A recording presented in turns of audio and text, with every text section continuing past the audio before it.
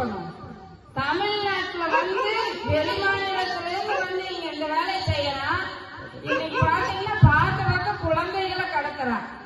எங்க பார்த்தாலும் பாலியல் ரீதியான துன்புறுத்தல்கள். இத்தனைக்கும் காரணம் இந்த மது.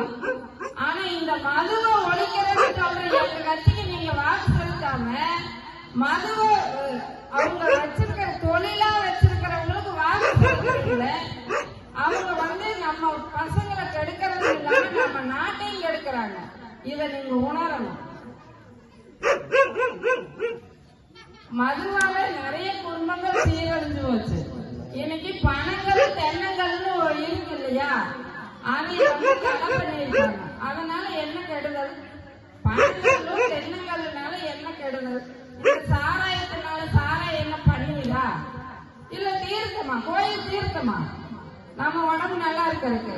அப்ப இவங்க ஆலைகள் நடத்தி அதுல வர வருமானம் இவங்க தனி முதலாளிகளுக்கு இவங்களுக்கே வரணுங்கிறக்காகத்தான் இந்த ஆலைகளை திறந்து வச்சு முக்குக்கு முக்கு சந்துக்கு சந்து டாஸ்மாக் கடை திறந்து வச்சிருக்காங்க.